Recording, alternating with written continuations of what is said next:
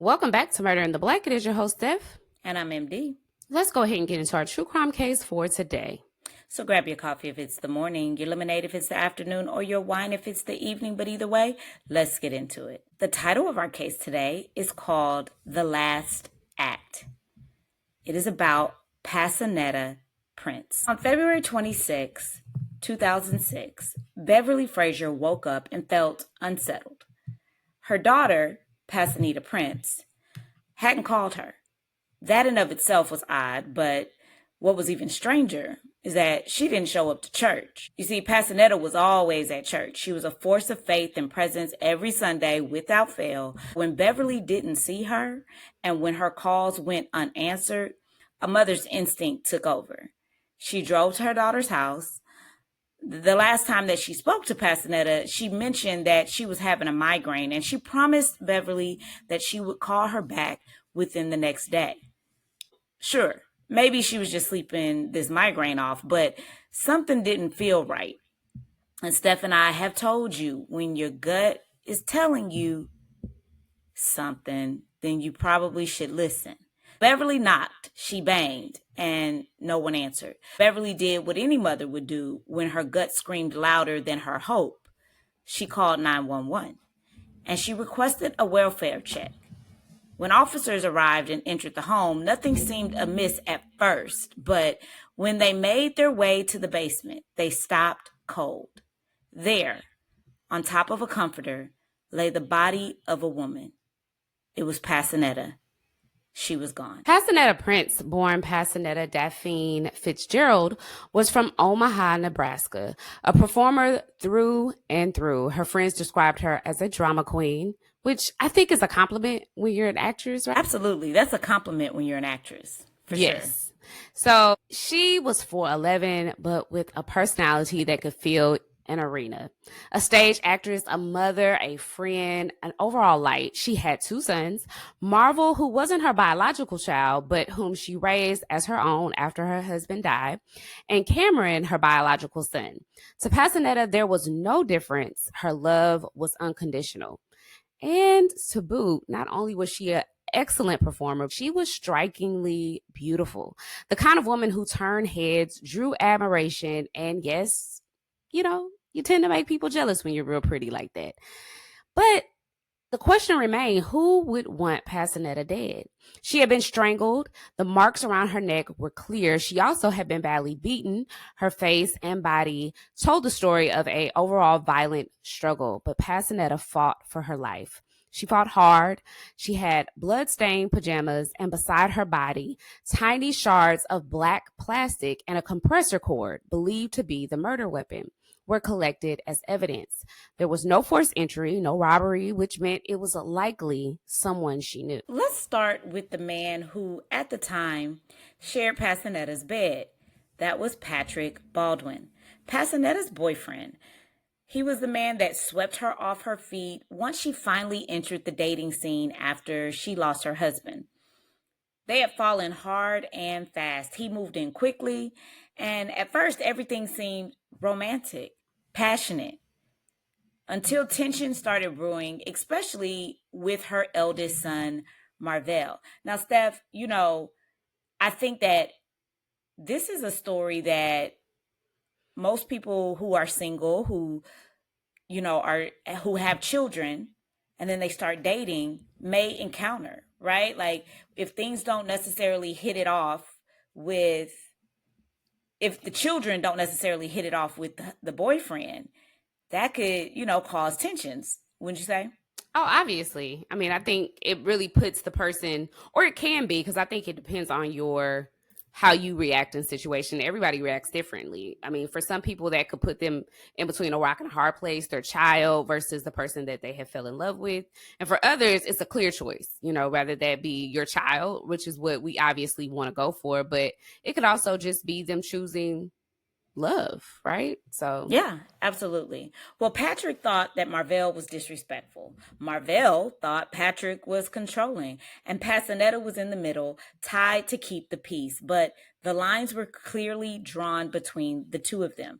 Marvell eventually moved out, but was the tension enough for murder? Investigators were interested in Patrick very early on, which is not a surprise to any of our true crime fans listening, because we know that they're going to take a look at the boyfriend, at the spouse first. But they were also very interested in Patrick because they found a pair of ripped jeans with blood on them in the house. And Patrick claimed that the blood was his, and the rip, well, he said it was a result of a recent garage accident. And he even provided a witness who was a neighbor who was there at the time that the garage fell on top of his leg. Then he told detectives that he was at his sister's house the night of the murder. Couldn't have been him because he was at his sister's house for a birthday party and he stayed there overnight. He said that Pasinetta had planned to attend with him, but her migraine kept her at home. Police were able to confirm this alibi. So for now, Patrick was in the clear.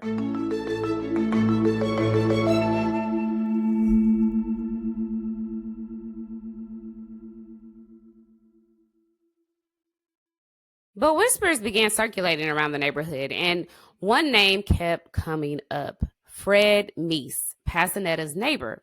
Fred, it seemed, had a crush on Pasinetta, a big one. He made his feelings known, often in ways that made her uncomfortable. And guys, when you come on to a girl, like, there is such thing as like making your feelings known and being respectful. But when you make the person uncomfortable, I think that crosses a clear boundary. But what caught investigators' attention was not just that. It was Fred was overheard telling someone that Pasinetta had been strangled, a detail that police had not released to the public. So, I mean, how did he know? Fred said he overheard officers talking. He denied any involvement and even provided a DNA sample. Fred was put on hold for now as they had to analyze his DNA. Then there was Michael Scott. He was a mechanic and a business owner, and like so many men in Pasinetta's orbit, he was also an admirer. Michael had been circling her block in the days before her death, very literally, not just, as we say. And his red pickup truck was spotted lingering in front of her house. One neighbor even wrote down the plate because she was like, why is this pickup truck here so much? And then police were able to use that information and traced it back to Michael. Now, when questioned, Michael admitted, yeah, I liked Pasinetta a lot. He said he saw her at a party the night before she died. She was out with a few of her theater friends, and he claimed that she was tipsy, and he offered to drive her home. Now, she declined, but he insisted on following her back to the house just to make sure she got there safe. And that's when Patrick, the boyfriend, saw him. And there were some words exchanged, mostly on the part of Patrick, but Michael ended up leaving. He promised he didn't see her after that. He willingly gave over his DNA, and his alibi also checked out. So police set him to the side as well. The police turned their eyes inward to the family. Marvell Pasinetta's oldest son, who we know once lived with them, but where there was obvious tension between him and Patrick, moved out months before the murder. But could Marvell had enough rage in his heart between Patrick to circle back and maybe murder his mother? Well, they were able to definitively rule him out as he was awaiting trial the night Pasinetta was killed. They even questioned two of his friends who he always was around. One was also in custody and the other one was out of town. The family link was at a dead end. The question remained, was it Patrick, Fred the neighbor, Michael the persistent admirer, or someone else? That's when police reviewed Pasinetta's phone records, and we know that always, these cases bust wide open when they review the phone records. And so we just got to make sure that we don't commit crime. That's number one. But if we're going to, we got to make sure that our phone is not evidence that's going to trace us back. Well, when they looked at Pasinetta's phone, they found a surprising name. It was Greg Johnson. And they knew who Greg Johnson was. He was her landlord. When they analyzed the volume of calls between Pasinetta and Greg, it immediately became suspicious because it was many back and forth phone calls and back and forth text messages between the two. Now, when they questioned Greg, he dropped a bombshell, and I'm sure you know that bombshell. He and Pasinetta were having an affair. Now, he swore to police that it wasn't serious. He said, this was more of a casual arrangement, but it raised more questions. I mean, yeah, sure, they had this friends with benefits situation, but, did Patrick know? Greg had a girlfriend as well. Did she know? Well, Greg, handed over his DNA. He gave them his alibi, and still, nothing stuck. Police were left waiting for the DNA results to come back, and plenty of men had a motive to kill. But whose DNA would match?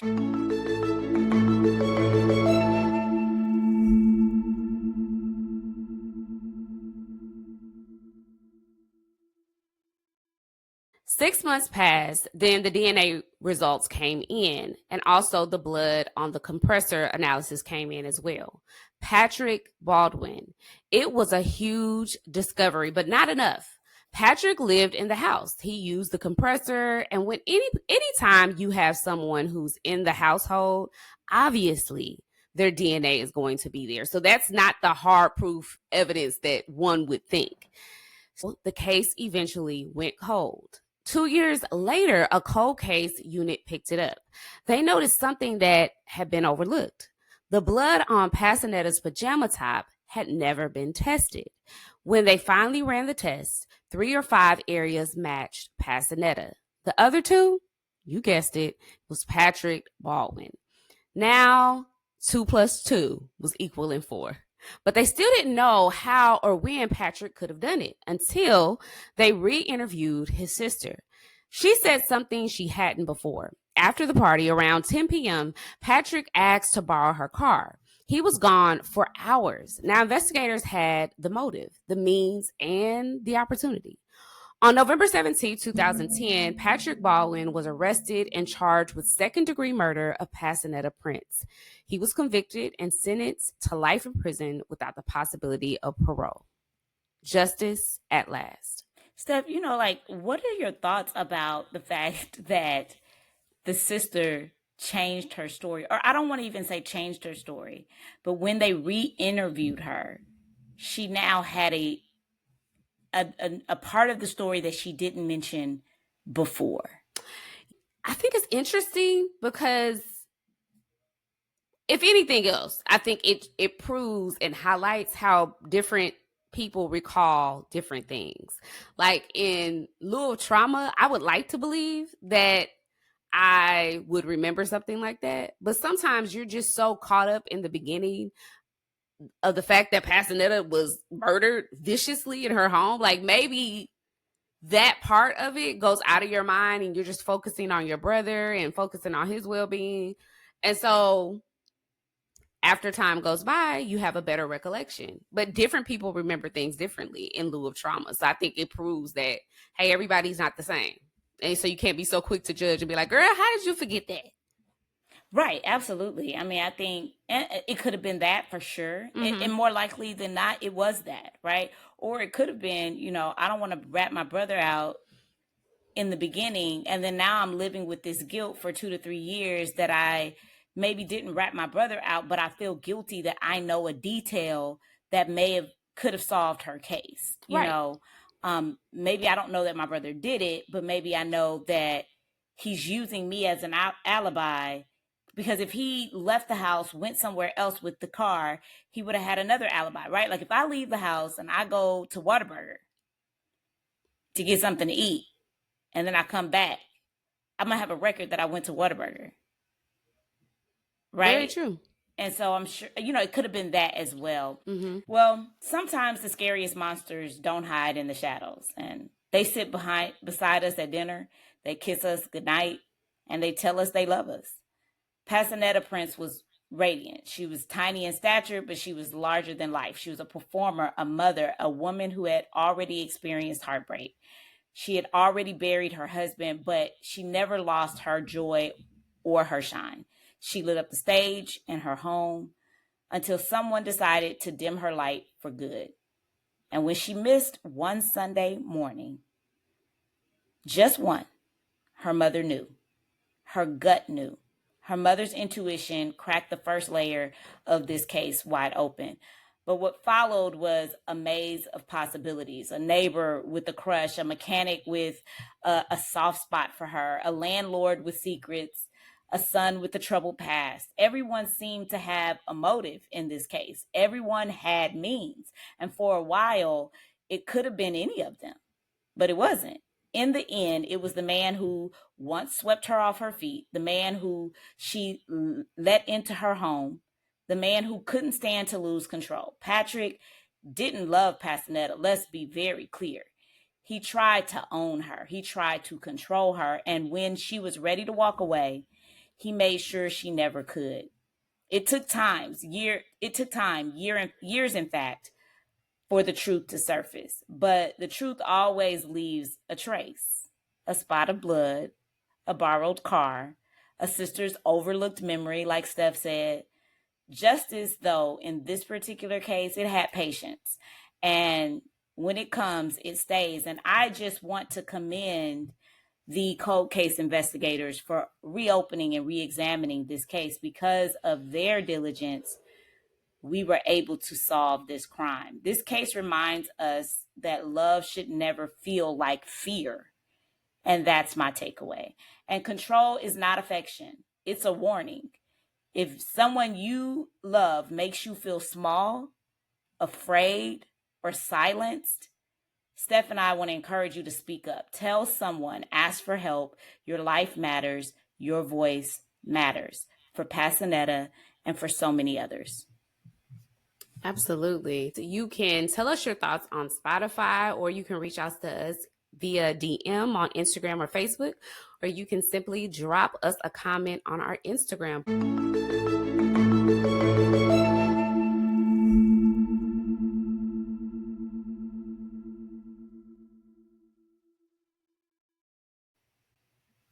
Of our case is called The Last Goodbye. Who killed Sharonda Clark? It was February 4th, 1995, a cold winter morning in Tulsa. Maxine, a close friend of Sharonda, received a call that she'll never forget. The daycare her goddaughter attended was closed for the day, but no one had come to pick up the girls. Sharonda, their mother, was nowhere to be found. You know, Stephan, that's an alarm bells ringing because Sharonda never missed a pickup. She didn't play about her daughters, most mothers. Maxine knew because of this, something was terribly wrong. So she raced over to pick her daughters up from the daycare and drove straight to Sharonda's apartment. Her heart was pounding because she feared that there was something terribly amiss. She banged on the door and no one answered. The silence screamed louder than any words could. She called the police and reported her 20-year-old friend missing. And here's what's interesting. The police took it seriously immediately, which, we often talk about how they don't take it seriously immediately. So whenever they do, I think that just goes to show you that good does come out of these situations sometimes. So it wasn't a waiting period. And it was presumed maybe she left on her own, but it really seemed like something was off with her in general. And so when the detectives arrived at the apartment, what they ended up finding, Steph, was an entire nightmare. Blood was everywhere on the kitchen walls, on the floor, furniture overturned, a bloody shoe print. It looked like a war zone, but the worst was yet still to come. So they followed that blood trail into the hallway, and there she was, Sharonda, on her back, covered in stab wounds, gone. Her life stolen in the midst of what appeared to be the most violent way imaginable. She had 3 stabs to her carotid artery and a fatal one to her chest. Defensive wounds all over her body. She obviously fought for her life with everything she had. And we can only imagine how intensely she fought for the life of her daughters. A knife with a broken handle was found near her body, and in the bedroom, the scene was even worse. Blood splattered across the walls, on the bed, the floor. A broken window shattered from the inside, as if Sharonda tried to escape. One more detail chilled detectives to the bone. There was no sign of forced entry, which meant whoever did this had been let in or already lived there. Steph, and that seems to be an accurate depiction, right? Because when it comes to, stabbings or like killing by knife, that doesn't seem random. That seems very personal. And like here, where Sharonda had what appeared to be 4 stab wounds to her body and several defensive wounds all over her, that just doesn't appear to be like a person that just broke in and was trying to rob, right? So that makes sense. But I think the question at this point is, who is Sharonda Clark? This is what investigators have to figure out in order for them to solve who could have done this to her. And Sharonda was a light to everyone who knew her. She was just 14 when she had her first daughter. She was a teenage mom, but she refused to be a statistic. And even though she dropped out of school to take care of her baby, she did not stop pushing for their future or for her daughter's future and for being able to provide the best for her child. By 19, Sharonda was living on her own, working multiple jobs. And eventually she became a manager of a retail chain. I mean, this girl was focused. She knew what she wanted to do.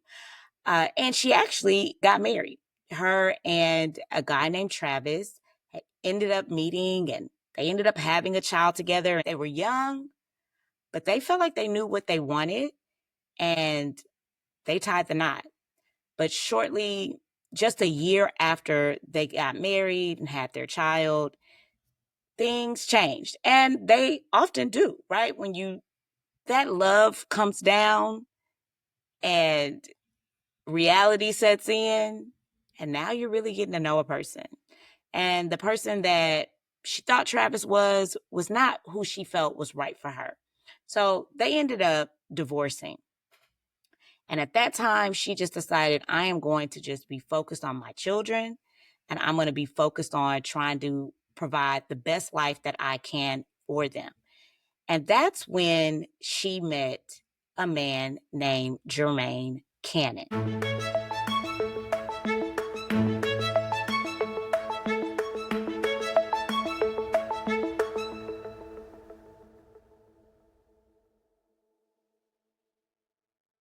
They met at his brother's funeral, an odd place to fall in love, but grief makes strange connections. They grew close fast, and though Sharonda was cautious, she told her friends and family she believed he may be the one. That hope dimmed quickly. Jermaine disappeared without warning. He ghosted her. Come on, Jermaine. Like, come on. Sharonda was devastated. It's stuff that, it's so crazy, right? Because here they have this, really great connection, almost like a year, years worth of, just being friends, but then it progressed into more. She just was kind of being, a support and an encouraging ear for him. Yeah. And then it progressed. It became, more of a romantic relationship. And then, like you said, he ghosted her. Yeah, I think that's very unusual. But, she was devastated. And I would say anybody would be. And just as suddenly as he left, he reappeared in January of 1995. He told her he'd been dealing with family issues. And I think, that's believable. His brother just died, right? He's still dealing with grief. I would say I would believe that more than likely. But what he didn't say is that he had escaped from prison. Now, come on now. This is just too much. So he just ghosts her and then reappears months later. Right. Doesn't tell her, what he was doing or what he had been doing. Just, hey, I had some family stuff I had to deal with. Yeah. Okay, so you dealing with family stuff means that you no longer can talk to me? I know it was 1995 and phones were not just, cell phones were not as popular back then, but phones were. Right. Phones were still, there were still landlines. Right. And, you know what? He escaped, and Jermaine had been serving time for a brutal attack on another woman. He had tried to kill a former girlfriend with a hammer, an iron, and a toaster. Now, don't come for me the way I would say iron, okay? It may be wrong. That's just the way I say it, okay? Because y'all love to come for me for stuff like that. But he left her for dead. He was sentenced to 15 years and he just walked away from a medium security prison. And we've talked about, like, in some of our cases before, a case we actually did this season where somebody was able to escape. But if you think medium security, it's not a lot of people on guard, and it's a reason why they call it medium. So that's honestly not a stretch. I know it is kind of, we're thinking Shawshank, but don't go that far. Yeah, no, I mean, like, they barely, they give him a lot of freedom in a medium security prison too, which really begs the question how he could have committed such a heinous crime and got placed in a medium security prison. Because typically the medium security prisons are for crimes that are not violent. Right. One would think, but obviously. Well, Sharonda didn't know. So we're sharing all this with you, but she didn't know this. This is like not information that she had as he was appearing at her door. But she didn't know when he appeared there, not at first. I mean, she was suspicious, obviously, like, why have you been gone all this time? And he just kind of wrote it off and she just went with it. But he asked her if he could stay with her. And even though she was uneasy about this, obviously, right? Like most single mothers would be if she has 2 children, specifically 2 girls. But she decided, okay, I like this guy. We had an amazing connection. And it's not like we were dating in the beginning. We were truly friends. I feel like I know this guy. And so she went ahead and let him move in. But shortly after, you guys already know, shortly after he moved in, the chemistry between them started to die. That's when the arguments began. And at that point, she felt like she just needed to know the truth. Why did he disappear for such a long period of time? Why did he ghost her when things were going great? And she started to call him out on it. And finally, one day, he just came out and told her, I was in prison. I got arrested. And the reason I'm no longer in prison is because I escaped. And Sharonda was just sitting there looking dumbfounded. She was just like, how did I allow this guy back into my life, right? And she ended up telling her friends that she was trying to get Jermaine out of her house because she was scared. Like, she was scared for herself, but most importantly, she was scared for her daughters. And on February 3rd, 1995, the day before she was found dead, neighbors saw her in a heated argument with a man in a parking lot. They didn't know his name, but they knew it wasn't good. One neighbor even tried calling Sharonda later that day to check in on her. A man answered her phone, said Sharonda wasn't there, but the neighbor heard Sharonda in the background. Police circled in on Jermaine. No one had seen him since the murder, but then, just as the trail was going cold, they got a call from his mother. And isn't that interesting that it was his mother that really breaks this case open? Because before they get this call from his mother, they knew Jermaine was a suspect that they needed to check out, but they also had to rule out all the other suspects too, because that's good detective work, right? And they ended up looking at Travis, her first husband, or her ex-husband, and they learned that even though that they were no longer in a relationship, they actually had a really good relationship. In fact, he wasn't even living in the state anymore. After they divorced, he moved to Ohio, and he continued to connect with her because obviously they had a child together, but he wasn't even there. So they were able to write him off. And once they did, the case went cold because Sharonda was extremely routine and she was extremely focused on just taking care of her daughters. Right. So there wasn't any other person really in her life. And everybody that was in her life had nothing but positive things to say about Sharonda. So when they get this call from Jermaine's mom, it's like finally things are starting to come together. And she told detectives that Jermaine had fled to Flint, Michigan, which we got to pause here because Michigan, when I researched this and they said Flint, Michigan, I was like, shout out to, our second home. because our family's from Flint, Michigan. Shout out. Yes. And the mother admitted that she had spoke with Jermaine, and he said that he did get into a fight with Sharonda and that he felt like police were probably after him, but he was like, they got this story all wrong, Mom. It's not right. I didn't do anything. We did get into a fight, but I didn't kill her. And his mom actually believed him, but she was just like, you need to turn yourself in so that you can tell your side of the story. She knew something wasn't right, and she knew he wasn't trying to turn himself in. Kudos to his mom for making whether you agree with what she did or you feel like you wouldn't do it, it's very courageous of her to do. Well, before the police could arrest Jermaine, because she told him exactly where he was, like, he's at his uncle's house in Flint, Michigan. Here's the address.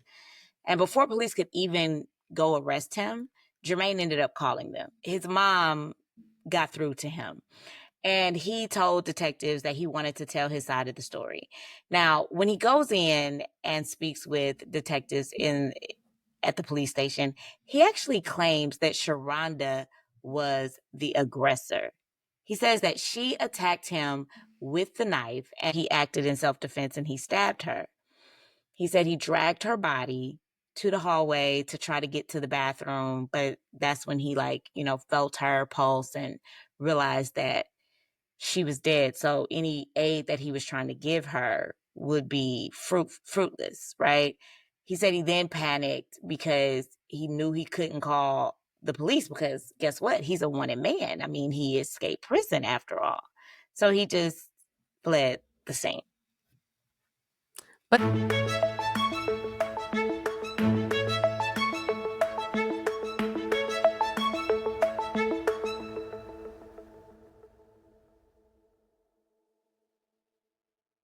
the evidence obviously said otherwise. And I think when people say self-defense, you have to know in the back of your mind that the science should back up your story. The evidence, the blood splatter, the window being broken, all of that should back up your claim.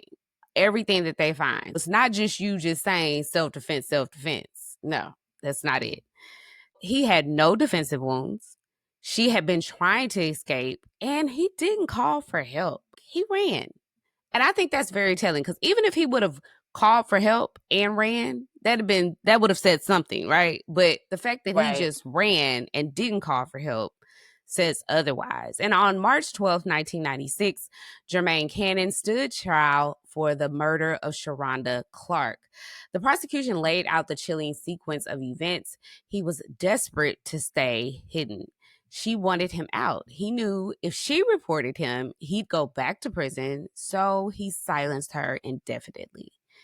He beat her, stabbed her 4 times, chased her through the home, and killed her.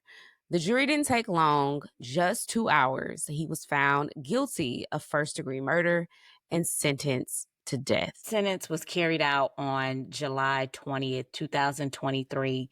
Sharonda's family attended his lethal injection, and he smiled at them and he gave them a thumbs up, which for the family felt like a final slap in the face.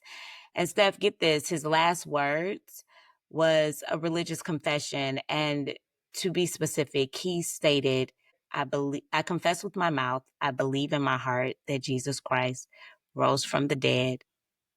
Therefore, I am saved. What are your thoughts? Wow. I'm almost speechless.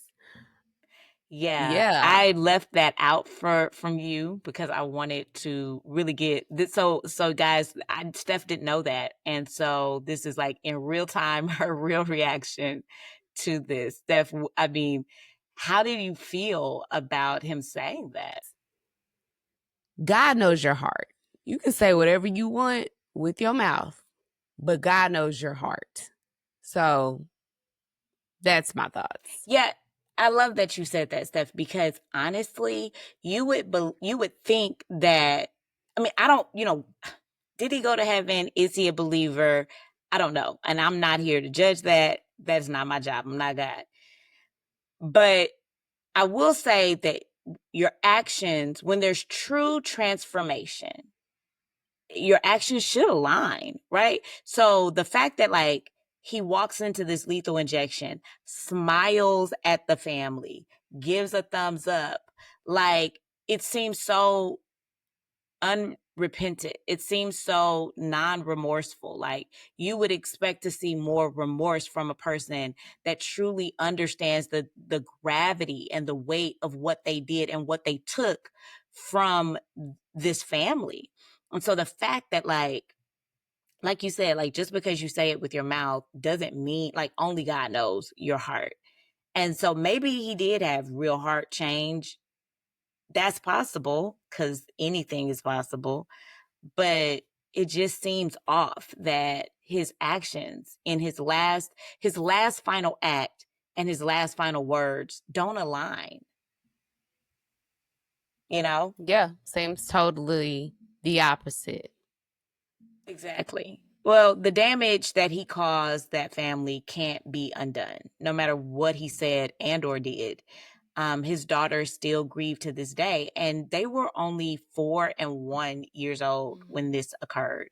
And so they lost out on having a mother pretty much their entire lives. This happened in 95 and it's 2025. So this is, more than 20 years ago. Her friends and family still ache from this life that was cut so short. She was 20 years old. A mother should still be here. And she was taken all because she decided to kick a guy out of her house. So let's take a moment and reflect on some of the takeaways from Sharonda's story. Trust your instincts. Sharonda knew something was off when he showed back at her door and couldn't really give a good explanation as to why he was gone. But she didn't really trust her instincts. And I think that is typical of a 20-year-old, like, not to diminish her age, because in a lot of ways, Sharonda was mature and very focused and understood what she was supposed to do. I mean, she had her own apartment at 20. She was a manager of a retail job. She worked multiple jobs. I mean, she did not depend on other people to take care of her children. She was about her business and about raising her daughters. And that's for sure, right? But I think it does speak to, like, when you're young, you tend to not trust that gut instinct in you. And that usually comes with age and wisdom, that, like, no, like, I understand this is saying something's off here. But if you're 20 something and you're listening to this show, trust your instincts, like, trust them, because I mean, it may be nothing, but it may be something. And it's always better to err on the side of caution. Second, domestic violence often escalates. Steph talks about this all the time. Like, usually it takes a person several times to get out. Sharonda, her family and friends spoke about in the days before, or in the weeks leading up to her murder, that they would often see her with bruises, unexplained. So this was not like the first time that he was aggressive with her. And they always say that, the scariest time for a woman who's in a domestic violence situation is when she decides to leave. And that couldn't be more true here. Seth, do you have anything that you'd like to add? That's sums it up well. We hope that you guys enjoyed this case or these cases, and we will see you next time. Make sure you like and share if you like this case. Make sure you also subscribe to our YouTube page, as we're trying to grow on there as well, and send us whatever cases you would like us to review in season 8. Until next time, this is Murder in the Black.